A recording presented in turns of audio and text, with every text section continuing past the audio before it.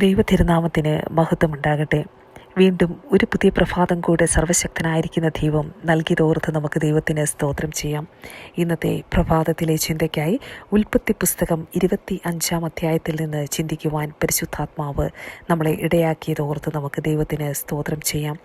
കഴിഞ്ഞ ദിവസം നമ്മൾ മനസ്സിലാക്കിയത് ഇസഹാക്കിന് വേണ്ടി അബ്രഹാം ഒരു ഭാര്യയെ അന്വേഷിച്ച് തൻ്റെ ദാസനെ വിടുന്നതായിരിക്കുന്ന ഭാഗമായിരുന്നു നമ്മൾ പഠിച്ചത്. ദൈവത്തിൻ്റെ വലിയ ഒരു പ്രവൃത്തി ആ ജീവിതത്തോടുള്ള ബന്ധത്തിനകത്ത് വെളിപ്പെട്ടു വരുന്നത് നമുക്ക് കാണുവാനായിട്ട് കഴിഞ്ഞു. ഇസഹാക്കിന് റിബേക്കയിൽ സ്നേഹമായി എന്നും അവരങ്ങനെ ഒരുമിച്ച് ജീവിക്കുവാനായിട്ട് തുടങ്ങിയതായിരിക്കുന്ന ഒരു സാഹചര്യമാണ് കഴിഞ്ഞ അധ്യായത്തിൽ നമ്മൾ പഠിക്കുവാനിടയായിത്തീർന്നത്. ഉൽപ്പത്തി പുസ്തകം 25 അധ്യായത്തിലേക്ക് വരുമ്പോൾ 24 ഇസഹാക്കിൻ്റെ കല്യാണമായിരുന്നുവെങ്കിൽ 25 അധ്യായത്തിനകത്ത് അബ്രഹാം സാറ മരിച്ചു കഴിഞ്ഞതിന് ശേഷം വീണ്ടും ഒരു ഭാര്യയെ പരിഗ്രഹിച്ചു എന്ന് നമുക്ക് കാണുവാനായിട്ട് കഴിയും. അവൾക്ക് കെതൂറ എന്ന പേർ ആകുന്നു.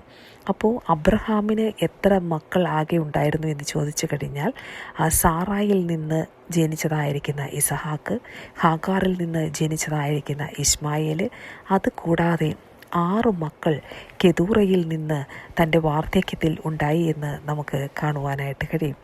സാറ മരിക്കുന്നതായിരിക്കുന്ന സമയത്ത് അബ്രഹാമിന് ഏകദേശം എന്നല്ല, കറക്റ്റായിട്ട് 137 വയസ്സുണ്ടായിരുന്നു എന്ന് നമുക്ക് കാണുവാനായിട്ട് കഴിയും. കാര്യം സാറയ്ക്ക് 127 വയസ്സുള്ളപ്പോൾ സാറ മരിക്കുകയാണ്. അപ്പോൾ സാറയും അബ്രഹാമും തമ്മിലുള്ളതായിരിക്കുന്ന പ്രായവ്യത്യാസം 10 വയസ്സായിരുന്നു. സാറയ്ക്ക് 90 വയസ്സും അബ്രഹാമിന് 100 വയസ്സുമുള്ളപ്പോഴാണല്ലോ ഇസഹാക്കിൻ്റെ ജനനം എന്ന് പറയുന്നത്. താഴേക്ക് വന്നു കഴിയുമ്പോൾ നമുക്ക് കാണുവാനായിട്ട് കഴിയും ഈ 6 മക്കൾ കെതൂറയ്ക്കുണ്ടായിരുന്നെങ്കിലും അബ്രഹാം തനിക്കുള്ളതൊക്കെയും തൻ്റെ എല്ലാ അവകാശങ്ങളും ഇസഹാക്കിനാണ് കൊടുത്തത്. കാരണം വാഗ്ദത്ത സന്തതിക്ക് തന്നെയാണ് തൻ്റെ എല്ലാ അവകാശങ്ങളും കൊടുത്തത് എന്ന് കാണുവാനായിട്ട് കഴിയും. പക്ഷേ ഈ ബാക്കി മക്കൾക്ക് കെതൂറയുടെ മക്കൾക്ക് ദാനങ്ങൾ കൊടുത്തുവെന്നാണ് അവിടെ എഴുതിയിരിക്കുന്നത്. എന്നിട്ട് തൻ്റെ മകനായ ഇസഹാക്കിൻ്റെ അടുക്കൽ അവരോടവിടെ നിൽക്കണ്ട എന്ന് പറഞ്ഞ് ഈ മക്കളെയെല്ലാം കിഴക്ക് ദേശത്തേക്ക് പറഞ്ഞയക്കുന്ന അബ്രഹാമിനെ നമുക്ക് കാണുവാനായിട്ട് കഴിയും. അബ്രഹാമിൻ്റെ ആയുഷ്കാലം പറയുന്നത് 175 സംവത്സരമായിരുന്നു. 75 വയസ്സിൽ വിളി കേട്ടിറങ്ങിയതായിരിക്കുന്ന അബ്രഹാം തൻ്റെ 100 വർഷക്കാലം ദൈവത്തെ സേവിച്ച് നിന്നതായിരിക്കുന്ന അബ്രഹാം, ഹല്ലേലൂയ, വളരെ വലുതായിരിക്കുന്ന ആ ഒരു ദൈവത്തിൻ്റെ സ്നേഹിതൻ എന്നറിയപ്പെടുവാൻ, ആ ദൈവത്തോട് കൂടെ ചേർന്ന് പ്രവർത്തിക്കുവാൻ, ദൈവത്തിൻ്റെ ഹൃദയരഹസ്യങ്ങൾ മനസ്സിലാക്കി കർത്താവിൻ്റെ കൂടെ നിൽക്കുവാനും ദൈവം സംസാരിക്കുവാനും ഒക്കെ ഇഷ്ടപ്പെട്ടതായിരിക്കുന്ന ആ മനുഷ്യൻ്റെ അവസാനം ഈ അധ്യായത്തിൽ തീരുന്നത് നമുക്ക് കാണുവാനായിട്ട് കഴിയും. ആ 12 അധ്യായത്തിൽ വിളിച്ച് അബ്രഹാമിനെ പുറത്തിറക്കിയത് മുതൽ ഈ 25 അധ്യായത്തിൻ്റെ 8 വാക്യത്തിൽ അബ്രഹാം വയോധികനും കാലസമ്പൂർണനുമായി നല്ല വാർദ്ധക്യത്തിൽ പ്രാണനെ വിട്ടു മരിച്ച് തൻ്റെ ജനത്തോട് ചേർന്നു എന്ന് എഴുതി വച്ചിരിക്കുന്നു. അപ്പോൾ ഇത്രയധികം അധ്യായത്തിൻ്റെ അകത്ത് അബ്രഹാമിനെ കുറിച്ച് പ്രതിപാദിക്കുവാൻ തക്കവണ്ണം പരിശുദ്ധാത്മാവ് ആ സമയമെടുത്ത് ഈ വചനം എഴുതിയതോർത്ത് ഞാൻ ദൈവത്തിന് സ്തോത്രം ചെയ്യുന്നു. അബ്രഹാമിൻ്റെ ജീവിതത്തിലൂടെ നിരവധി കാര്യങ്ങൾ നമ്മൾ കഴിഞ്ഞ അധ്യായങ്ങളിൽ പഠിക്കുവാനായിട്ട് ഇടയായിത്തീർന്നു. തൻ്റെ ജീവിതത്തിൻ്റെ അകത്ത് ദൈവത്തോട് കൂടെ ചേർന്ന് വിശ്വാസത്തിൻ്റെ ആ വാക്കുകൾ പറഞ്ഞ് വിശ്വാസികളുടെ പിതാവായി തീർന്ന അബ്രഹാമിൻ്റെ ജീവിതത്തെ നോക്കി നമുക്ക് നിരവധി കാര്യങ്ങൾ പഠിക്കുവാൻ പരിശുദ്ധാത്മാവ് ഇടയാക്കിയത് കൊണ്ട് ഞാൻ ദൈവത്തിന് സ്തോത്രം ചെയ്യുന്നു. 100 വർഷക്കാലം ദൈവത്തെ വിശ്വസ്തയോടെ സേവിച്ച അബ്രഹാം, ഹല്ലേലൂയ, ദൈവം വളരെ വലുതായിരിക്കുന്ന അനുഗ്രഹം അബ്രഹാമിൻ്റെ ജീവിതത്തിൽ നൽകി. മക്കളെ ദൈവം അനുഗ്രഹിക്കുന്നു. അങ്ങനെ ആ തലമുറകളിലൂടെ ആ ഒരു ദേശത്തെ ദൈവം വാർത്തെടുക്കുക. തന്നിലൂടെ ദൈവം വിശേഷപ്പെട്ട ഒരു ജാതിയെ ദൈവം തിരഞ്ഞെടുക്കുക. അനുഗ്രഹിക്കപ്പെട്ട ആ ദൈവിക പദ്ധതികൾക്കായി നമുക്ക് ദൈവത്തിന് സ്തോത്രം ചെയ്യാം. അങ്ങനെ ഈ അബ്രഹാം മരിക്കുന്നു 175 വയസ്സിൽ. ആ സാറയെ അടക്കിയതായിരിക്കുന്ന മക്പേല എന്ന് പറയുന്നതായിരിക്കുന്ന ഗുഹയിൽ തന്നെയാണ് അബ്രഹാമിനെ തൻ്റെ മക്കളായ ഇസഹാക്കും ഇസ്മായേലും ചേർന്ന് അടക്കം ചെയ്തത് എന്ന് നമുക്ക് കാണുവാനായിട്ട് കഴിയും. അത് അബ്രഹാം തന്നെ വിലയ്ക്ക് വാങ്ങിയതായിരിക്കുന്ന, ഹിത്യരോട് വിലയ്ക്ക് വാങ്ങിയതായിരിക്കുന്ന ആ സ്ഥലമായിരുന്നു. ആ ശ്മശാന ഭൂമിയിൽ, ആ മക്പേല ഗുഹയിൽ അബ്രഹാമിനെ അടക്കം ചെയ്യുകയാണ്. അബ്രഹാമിൻ്റെ ജീവിതത്തിലേക്ക് നമ്മൾ നോക്കിക്കഴിയുമ്പോൾ എത്ര വളരെ കൃത്യതയോടെയാണ് കുടുംബത്തിൻ്റെ അകത്ത് താൻ ഓരോ കാര്യങ്ങളും ചെയ്തത് എന്ന് കാണുവാനായിട്ട് കഴിയും. താൻ ദൈവത്തിൻ്റെ വിളിയുള്ള മനുഷ്യനായിരുന്നു എങ്കിലും ആ കുടുംബത്തിൻ്റെ അകത്ത് കൊടുക്കേണ്ടതായിരിക്കുന്ന പ്രയോറിറ്റീസ് എല്ലാം അബ്രഹാം അവിടെ കൊടുക്കുന്നത് നമുക്ക് കാണാനായിട്ട് കഴിയും. കഴിഞ്ഞ അധ്യായത്തിനകത്ത് ഇസഹാക്കിന് വയസ്സായി എന്ന്, ആ കല്യാണത്തിൻ്റെ പ്രായമായ സമയത്ത്, കഴിഞ്ഞ അധ്യായത്തിൽ ഞാൻ പറഞ്ഞിരുന്നു 47 വയസ്സുള്ള സമയത്താണ് ഇസഹാക്കിന് കല്യാണം ആലോചിക്കുവാനായിട്ട് അബ്രഹാം എലയാസാറിനെ പറഞ്ഞു വിടുന്നത് എന്ന്. അത് തെറ്റായിരിക്കുന്ന ഒരു നമ്പറായിരുന്നു.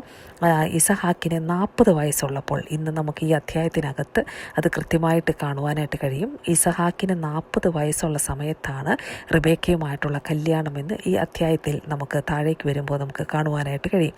അപ്പോൾ ഞാനതൊന്ന് കറക്ഷന് വേണ്ടി പറഞ്ഞത് മാത്രമേ ഉള്ളൂ. അപ്പോൾ നമുക്കറിയാം അബ്രഹാം തൻ്റെ ജീവിതത്തിൻ്റെ അകത്ത് ഓരോ കാര്യങ്ങളും വളരെ കൃത്യതയോടെ കാര്യങ്ങളെ ക്രമീകരിച്ചൊരുക്കുന്നതായിരിക്കുന്ന ഒരു ദൈവദാസനെ നമുക്ക് കാണാനായിട്ട് കഴിയും. മകൻ്റെ കല്യാണക്കാര്യം സമയമായപ്പോൾ അതിനുവേണ്ടി വളരെ അത് ആ ഒരു ആഗ്രഹം മാത്രമല്ല, അത് താനായിരിക്കുന്ന ആ ചാർച്ചക്കാരുടെ ഇടയിൽ നിന്ന് തന്നെ വേണമെന്നുള്ളതായിരിക്കുന്ന നിർബന്ധവും ഒരു ഡിസിപ്ലിൻ ജീവിതത്തിൻ്റെ അകത്ത് സൂക്ഷിക്കുവാൻ ഉത്സാഹിച്ച ഒരു അബ്രഹാമിനെ കാണാനായിട്ട് കഴിയും. നമ്മളുടെയും ജീവിതത്തിൻ്റെ അകത്തേക്ക് നോക്കിക്കഴിയുമ്പോൾ പ്രിയമുള്ളവരെ, ദൈവവചനം ഇങ്ങനെ പറയുന്നുണ്ട്, നമ്മൾ എത്രത്തോളമാണ് നമ്മുടെ കുടുംബത്തിനകത്ത് നമ്മുടെ ഇൻവോൾവ്മെൻറ്റ് എത്രത്തോളമുണ്ട് എന്നുള്ളത് അബ്രഹാമിൻ്റെ ജീവിതത്തിലൂടെ നാം മനസ്സിലാക്കേണ്ടതായിരിക്കുന്ന കാര്യം. വയോധികനും കാലസമ്പൂർണനുമായി നല്ല വാർദ്ധക്യത്തിൽ പ്രാണനെ വിട്ട് മരിച്ചു തൻ്റെ ജനത്തോട് ചേർന്നു. ഈ ഒരു ഭാഗ്യം എന്ന് പറയുന്നത് നിസ്സാരമായിരിക്കുന്ന ഒരു കാര്യമല്ല. 1 തിമോത്തിയോസ് 5-ാം അധ്യായം 8-ാം വാക്യത്തിൽ ഇങ്ങനെ വായിക്കുന്നുണ്ട്, തനിക്കുള്ളവർക്കും പ്രത്യേകം സ്വന്തം കുടുംബക്കാർക്കും വേണ്ടി കരുതാത്തവൻ വിശ്വാസം തള്ളിക്കളഞ്ഞ് അവിശ്വാസിയേക്കാൾ അധവനായി തീർന്നിരിക്കുന്നു എന്ന് കാണുവാനായിട്ട് കഴിയും. ആ വചനം വളരെ ശ്രദ്ധയോടെ നാം വായിച്ചു കഴിയുമ്പോൾ അതിനകത്ത് വളരെ വലിയ ഒരു മർമ്മം ഒളിഞ്ഞു കിടക്കുന്നുണ്ട്. എന്താണ് ആ ഒളിഞ്ഞു കിടക്കുന്ന മർമ്മം എന്ന് ചോദിച്ചു കഴിഞ്ഞാൽ, എന്താണ് അതിൻ്റെ പിന്നിൽ കിടക്കുന്നതായിരിക്കുന്ന കാര്യമെന്ന് ചോദിച്ചാൽ, ഹല്ലേലൂയ, കുടുംബത്തിന് വേണ്ടി കരുതാത്തവൻ, തനിക്കുള്ളവർക്ക് വേണ്ടി കരുതാത്തവൻ വിശ്വാസം തള്ളിക്കളഞ്ഞ് അവിശ്വാസിയേക്കാൾ അധമനായി തീർന്നിരിക്കുന്നു. അല്ലേ? വളരെ ശ്രദ്ധിക്കേണ്ടതായിരിക്കുന്ന വിഷയമാണ്. നമുക്ക് ആത്മീയതയുണ്ട് എന്ന് പറയും, ദൈവവിളിയുണ്ട് എന്ന് പറയും, ദൈവത്തിൻ്റെ വിളിക്ക് മാത്രമായിട്ട് തിരഞ്ഞെടുക്കപ്പെട്ടവരാണ് എന്നൊക്കെ ചിലർ അവകാശവാദങ്ങൾ പറയും. പക്ഷേ ഒരു കുടുംബമുള്ള വ്യക്തിയാണ് എങ്കിൽ അവൻ കുടുംബത്തെ തള്ളിക്കളഞ്ഞിട്ട് മറ്റ് എന്തെല്ലാം കാര്യങ്ങൾ ചെയ്താലും, അല്ല, അവനെക്കുറിച്ച് പറയുന്നത് അവൻ വിശ്വാസം തള്ളിക്കളഞ്ഞ് അവിശ്വാസിയേക്കാൾ അധവനായി തീർന്നിരിക്കുന്നെന്ന്. ദൈവം നമ്മുടെ കുടുംബത്തിനകത്ത് ഏൽപ്പിച്ചിരിക്കുന്ന ഉത്തരവാദിത്തങ്ങൾ ചെയ്യാതെ, ഹല്ലേലൂയ, അതൊന്നുമല്ല ദൈവം നമ്മളെക്കുറിച്ച് ആഗ്രഹിക്കും. ദൈവം നമ്മളെ ഒരു അമ്മയാക്കി വെച്ചിട്ടുണ്ടെങ്കിൽ ഒരു അമ്മയുടേതായിരിക്കുന്ന ഉത്തരവാദിത്തങ്ങൾ ചെയ്യണം. അപ്പനാക്കി ദൈവം വെച്ചിട്ടുണ്ടെങ്കിൽ അപ്പൻ്റെതായിരിക്കുന്ന ഉത്തരവാദിത്തങ്ങൾ നമുക്കുണ്ട്. അല്ലെങ്കിൽ നമ്മൾ ഓരോ മേഖലയിലും ഓരോ റിലേഷൻഷിപ്പിനകത്തും നാം സൂക്ഷിക്കേണ്ടതായിരിക്കുന്ന ചില മൂല്യങ്ങളുണ്ട്. ആ ബന്ധത്തിനകത്ത് നാം കരുതേണ്ടതായിട്ടുണ്ട്. ആ ബന്ധത്തിൻ്റെ അകത്ത് നാം പ്രത്യേകമായിട്ട് നമ്മളെ ദൈവം ഏൽപ്പിച്ചിരിക്കുന്നതായിരിക്കുന്ന കാര്യങ്ങൾ നാം ചെയ്തു തീർക്കേണ്ടതായിട്ടുണ്ട്. ഇങ്ങനെ ചെയ്യാത്തവൻ വിശ്വാസിയേക്കാൾ അവിശ്വാസിയേക്കാൾ അധമനാണ് എന്നാണ് വചനം പറയുന്നത്. ഇങ്ങനെ കുടുംബത്തിന് വേണ്ടി കരുതാത്തവനെക്കുറിച്ച്. പ്രിയമുള്ളവരെ, നമ്മുടെ ജീവിതത്തിൻ്റെ അകത്ത് ഓരോ റിലേഷൻഷിപ്പ് നമ്മളൊന്ന് എടുത്തു വെച്ച്, നമ്മൾ മാതാപിതാക്കളുമായിട്ടുള്ള നമ്മുടെ ബന്ധം, നമ്മുടെ സഹോദരന്മാരായിട്ടുള്ള ബന്ധം, സഹോദരിമാരായിട്ടിരിക്കുന്ന ബന്ധം, നമ്മുടെ ഇൻലോസുമായിട്ട് നമ്മുടെ ബന്ധം, ഈ ബന്ധത്തിനകത്തൊക്കെ ഒരു കരുതൽ എനിക്കുണ്ടോ? അല്ലെങ്കിൽ ഇവരുമായിട്ടുള്ള ബന്ധത്തിനകത്തൊക്കെ ഞാൻ ഒരു പ്രത്യേകമായിരിക്കുന്ന സ്നേഹവും അല്ലെ സ്വന്തം കുടുംബം ആയിട്ട് കരുതി എല്ലാവരെയും സ്നേഹിക്കുവാനൊക്കെ എനിക്ക് കഴിയുന്നുണ്ടോ? പ്രിയമുള്ളവരെ, നമുക്ക് ഒരു പ്രാവശ്യം കൂടെ ദൈവത്തിൻ്റെ സന്നിധിയിൽ നമുക്ക് നമ്മളെ തന്നെ ശോധന ചെയ്യാം. ഈ വചനം ഇന്ന് വിശ്വാസത്തോടെ നമുക്ക് ഏറ്റെടുക്കാം. 1 തിമോത്തിയോസ് 5:8 ദൈവം ആഗ്രഹിക്കുന്നതായിരിക്കുന്നത് പോലെ നമുക്ക് കുടുംബങ്ങൾക്കായി കരുതുവാൻ, നമ്മുടെ കുടുംബത്തിനായി കരുതുവാൻ, സകലരെയും സ്നേഹിക്കുവാൻ, നമ്മുടെ ഉത്തരവാദിത്തങ്ങൾ നിറവേറ്റുവാൻ ദൈവമേ അങ്ങ് കൃപ ചെയ്യണമേ എന്നുള്ളൊരു പ്രാർത്ഥനയോടെ ആയിരിക്കാൻ ദൈവം നമ്മളെ സഹായിക്കട്ടെ. നമുക്ക് താഴേക്ക് വന്നു കഴിയുമ്പോൾ 25-ാം അധ്യായത്തിൻ്റെ താഴെ ഭാഗങ്ങളിലേക്ക് വന്നു കഴിയുമ്പോൾ ഇസഹാക്കിനെ ഈ അബ്രഹാമിൻ്റെ മരണശേഷം ദൈവം അനുഗ്രഹിച്ചു എന്ന് കാണുവാനായിട്ട് കഴിയും. അത് കഴിഞ്ഞിട്ട് താഴേക്ക് വീണ്ടും നമ്മൾ വായിച്ചു വരുമ്പോൾ അവിടെ ഹാഗർ അബ്രഹാമിന് പ്രസവിച്ച ഇസ്മായേലിൻ്റെ വംശപാരമ്പര്യത്തെക്കുറിച്ചും അതിൻ്റെ താഴേക്ക് ഇസഹാക്കിൻ്റെ വംശപാരമ്പര്യത്തെക്കുറിച്ചും ഒക്കെയാണ് പ്രതിപാദിച്ചിരിക്കുന്നത്. അത് കൂടുതൽ വിശദീകരണത്തിലേക്ക് പോകുവാൻ ഞാൻ ആഗ്രഹിക്കുന്നില്ല. 25-ൻ്റെ 20-ാം വാക്യത്തിലാണ് ഇസഹാക്കിന് 40 വയസ്സായപ്പോൾ അവൻ പദൻ ആരാമിലുള്ള ആരാമിനായ ബെതുവേലിൻ്റെ പുത്രിയും അരാമിനായ ലാബാൻ്റെ സഹോദരിയുമായ റിബേക്കയെ ഭാര്യയായി പരിഗ്രഹിച്ചു എന്ന് എഴുതിയിരിക്കുന്നത്. അപ്പോൾ ഇങ്ങനെ റിബേക്കയെ ഇസഹാക്ക് കല്യാണം കഴിച്ചു 40-ാമത്തെ വയസ്സിൽ. അവിടെ പറയുന്നുണ്ട് തൻ്റെ ഭാര്യ മച്ചിയായിരുന്നു, അവൾക്ക് മക്കളുണ്ടാവത്തില്ല. അതുകൊണ്ട് ഇസഹാക്കാണ് അവൾക്ക് വേണ്ടി ദൈവത്തോട് പ്രാർത്ഥിക്കുന്നത്. ഇല്ലേ, ഭാര്യയുടെ ഉത്തരവാദിത്തങ്ങൾ അല്ലെങ്കിൽ ഭാര്യയുടെ ആവശ്യങ്ങൾക്ക് വേണ്ടി അവിടെ പ്രാർത്ഥിക്കുന്നത്, മധ്യസ്ഥം അണയ്ക്കുന്നത് വേറൊരാളുമല്ല, അവിടെ പ്രാർത്ഥിക്കുന്നത് ഇസഹാക്കാണ്. അല്ലേ, വളരെ അനുഗ്രഹിക്കപ്പെട്ടതായിരിക്കുന്ന ഒരു ദൈവദാസനായി ഇസഹാക്കിനെ നമുക്ക് കാണുവാനായിട്ട് കഴിയും. അബ്രഹാമിനെ കണ്ടുപഠിച്ചതാണ് ഇസഹാക്ക്. അബ്രഹാമിൻ്റെ ജീവിതത്തിലേക്ക് നോക്കുമ്പോഴും സാറയ്ക്ക് മക്കളില്ലാതിരിക്കുമ്പോഴും നമുക്കറിയാം കൂടെ നിന്നതായിരുന്ന അബ്രഹാം. അല്ലേ, എല്ലാ കാര്യത്തിൻ്റെ അകത്തും അബ്രഹാം സാറയ്ക്ക് വേണ്ടി വളരെ സപ്പോർട്ടായിട്ട് കൂടെ നിന്ന് അബ്രഹാമിനെ നമുക്ക് കാണുവാനായിട്ട് കഴിയും. ഇവിടെ ഇസഹാക്ക് അത് കണ്ടു വളർന്നതുകൊണ്ടായിരിക്കണം അല്ലേ അവൾക്ക് മക്കളില്ലാതിരിക്കുന്ന സാഹചര്യത്തിൻ്റെ അകത്ത്, തൻ്റെ കുടുംബത്തിനകത്ത് മക്കളില്ലാതിരിക്കുമ്പോൾ ദൈവത്തോട് പ്രാർത്ഥിക്കുന്ന ഇസഹാക്കിനെ നമുക്ക് കാണുവാനായിട്ട് കഴിയും. അവിടെ യഹോവ അവൻ്റെ പ്രാർത്ഥന കേട്ടു, അവൻ്റെ ഭാര്യയായ റിബേക്ക ഗർഭം ധരിച്ചു എന്ന് കാണാനായിട്ട് കഴിയും. ഇവിടെ എത്ര നാൾ ഇസഹാക്ക് പ്രാർത്ഥിച്ചു എന്ന് ചോദിച്ചു കഴിഞ്ഞാൽ 40-ാമത്തെ വയസ്സിൽ കല്യാണം കഴിഞ്ഞു. പക്ഷേ കുഞ്ഞുങ്ങൾ ഉണ്ടാകുന്നത് അവർക്ക് ട്വിൻസാണ്, നമുക്കറിയാം ഏശാവും യാക്കോവുമാണ് ഉണ്ടായത്. അത് ഉണ്ടാകുന്നത് തൻ്റെ 60-ാമത്തെ വയസ്സിലാണ് എന്ന് കാണാനായിട്ട് കഴിയും. അപ്പോൾ ഒരു കാര്യം നമ്മൾ ചിന്തിക്കേണ്ടതായിരിക്കുന്ന കാര്യം, ഇസഹാക്കിന് 60 വയസ്സുള്ളപ്പോഴാണ് റിബേക്കയ്ക്ക് 2 മക്കൾ ജനിക്കുന്നത്. അപ്പോൾ 20 വർഷക്കാലം ഈ ഇസഹാക്ക് അവൾക്ക് വേണ്ടി പ്രാർത്ഥിച്ചിട്ടുണ്ട് എന്നുള്ളത് ഉറപ്പായിരിക്കുന്ന കാര്യമല്ലേ ഇല്ലേ? കാരണം അവളുടെ ജീവിതത്തിൽ മക്കളില്ലാതിരുന്നപ്പോൾ ഇസഹാക്ക് ഉത്തരവാദിത്വം ഏറ്റെടുക്കുക, അത് ആരെയും കുറ്റപ്പെടുത്താതെ അല്ലെ. മക്കളില്ലാതെ വരുമ്പോൾ ഇന്ന് നമുക്ക് കാണുവാനായിട്ട് കഴിയും, ഒന്നാമതായിട്ട് ചെയ്യുന്നത് ആദ്യം ഡൈവോഴ്സ് ചെയ്യുക അല്ലേ, അവരെ പറഞ്ഞ് വീട്ടിൽ വിടുക, അല്ലെങ്കിൽ പീഡനങ്ങൾ നടത്തുക. ഇങ്ങനെയുള്ളതായിരിക്കുന്ന ഓരോരോ കാര്യങ്ങൾ ചെയ്യുമ്പോഴും പ്രിയമുള്ളവരെ, നല്ല മാതൃക കാണിച്ച ഇസഹാക്കിനെ നമുക്കിവിടെ കാണുവാനായിട്ട് കഴിയും. താഴേക്ക് വന്നു കഴിയുമ്പോൾ റിബേക്കയ്ക്ക് 2 മക്കൾ ഉദരത്തിൽ ഉളവായതായിട്ട്, പിന്നെ ആ ഉദരത്തിനകത്ത് കിടക്കുമ്പോൾ തന്നെ അവർ തമ്മിലുള്ളതായിരിക്കുന്ന ഫൈറ്റൊക്കെ നമുക്ക് കാണുവാനായിട്ട് കഴിയും. അങ്ങനെ അവൾ ദൈവത്തോട് ചെന്ന് ചോദിക്കുന്നതായിരിക്കുന്ന ഒരു കാര്യമുണ്ട്. ആ കാര്യം ചോദിക്കാനായിട്ട് അവൾ ദൈവസന്നിധിയിൽ ചെല്ലുമ്പോൾ ദൈവം അവളോട് പറയുകയാണ്, 2 ജാതികൾ നിൻ്റെ ഗർഭത്തിലുണ്ട്, 2 വംശങ്ങൾ നിൻ്റെ ഉദരത്തിൽ നിന്ന് തന്നെ പിരിയും, ഒരു വംശം മറ്റേ വംശത്തിലും ശക്തിപ്പെടും, മൂത്തവൻ ഇളയവനെ സേവിക്കും എന്ന് അരുളി ചെയ്തു. അപ്പോൾ 2 വംശങ്ങൾ ഒരേ ഉദരത്തിൽ നിന്ന് പുറപ്പെടുക, അവിടെ ഏശാവും യാക്കോബും, അത് 2 വംശങ്ങളായി അത് മാറ്റപ്പെടുക. ഹല്ലേലൂയ. പ്രിയമുള്ളവരെ, നമ്മളൊരു പക്ഷേ ചോദിക്കുമായിരിക്കും, ദൈവം പറയുക ഈ മൂത്തവൻ ഇളയവനെ സേവിക്കും. അപ്പോൾ ഈ ദൈവത്തിന് ഇളയവനോട് എന്തുകൊണ്ടാണ് ഒരു സ്നേഹം കൂടുതൽ? മൂത്തവനെ ദൈവം സ്നേഹിക്കുന്നില്ലേ? എന്തുകൊണ്ടാണ് അങ്ങനെ ഒരു തിരഞ്ഞെടുപ്പ് എന്ന് നമുക്ക് തോന്നുവാനായിരിക്കുന്ന സാഹചര്യമുണ്ട്. ഇസഹാക്കിൻ്റെയും ഇസ്മായേലിൻ്റെയും കാര്യം നോക്കിക്കഴിയുമ്പോൾ ഇസഹാക്കിനോട് ദൈവത്തിനൊരു പ്രത്യേക സ്നേഹം നമുക്ക് കാണുവാനായിട്ട് കഴിയും അല്ലേ. എന്നാൽ ഇസ്മായേലിനെയും ദൈവം അതുപോലെ തന്നെ സ്നേഹിക്കുന്നുണ്ട്. പക്ഷേ ആ ഒരു നേഷൻ ദൈവം ഡെവലപ്പ് ചെയ്ത് തൻ്റെ പേരിലാക്കി കൊണ്ടുവരുന്നത് ഒക്കെ നമ്മൾ കഴിയുമ്പോൾ അല്ലേ, ആ ഒരു ദൈവിക പദ്ധതി എന്ന് പറയുന്നത് അത് ഒരു വ്യത്യസ്തമായിരിക്കുന്ന നിലവാരത്തിൽ ആ ഇസഹാക്കിൻ്റെ ജനറേഷനിൽ കൂടിയാണ് ബാക്കി കാര്യങ്ങൾ ദൈവം അവിടെ അങ്ങനെ പ്രവർത്തിക്കുവാനായിട്ട് ഇടയായിത്തീരുന്നത്. ദൈവത്തിൻ്റെ പരമാധികാരം അല്ലെങ്കിൽ ദൈവത്തിൻ്റെ തീരുമാനം എന്ന ഒരു ഉത്തരമല്ലാതെ ദൈവം എന്തുകൊണ്ട് ഇവരെ തിരഞ്ഞെടുത്തു എന്ന് ചോദിച്ചാൽ അതിന് കൃത്യമായൊരു ഉത്തരം പറയുവാൻ നമുക്ക് കഴിയത്തില്ല. എന്നെ എന്തുകൊണ്ട് ദൈവം തിരഞ്ഞെടുത്തു എന്ന് ചോദിച്ചു കഴിഞ്ഞാൽ നമുക്കറിയാതെ തികഞ്ഞ ദൈവസ്നേഹമാണ്. നമ്മുടെ ജീവിതത്തിൻ്റെ അകത്തുള്ളതായിരിക്കുന്ന എന്തെങ്കിലും നന്മ കണ്ടുകൊണ്ടാണോ എന്ന് ചോദിച്ചാൽ നമുക്ക് ഒരിക്കലും പറയുവാനായിട്ട് കഴിയത്തില്ല എൻ്റെ ജീവിതത്തിൽ ഞാനൊരു പെർഫെക്റ്റ് ലൈഫ് ലീഡ് ചെയ്യുന്ന ആളായതുകൊണ്ടാണ് എന്ന് നമുക്ക് ആർക്കും, ഈ ലോകത്താർക്കും നമുക്ക് പറയുവാനായിട്ട് കഴിയത്തില്ല. അത് തികഞ്ഞ ദൈവസ്നേഹമാണ്, അത് ദൈവത്തിൻ്റെ ഒരു ഫേവറാണ്. അതിനെ നമുക്ക് ക്വസ്റ്റ്യൻ ചെയ്യേണ്ട കാര്യമില്ല. നമുക്ക് ആ ദൈവസന്നിധിയിൽ താണിരുന്നാൽ മതി. പ്രിയമുള്ളവരെ, ദൈവത്തിൻ്റെ തിരഞ്ഞെടുപ്പ് ലഭിച്ച ആ ഭാഗ്യമോർത്ത് നമുക്ക് ഇന്ന് ദൈവത്തിന് സ്തോത്രം ചെയ്യാം.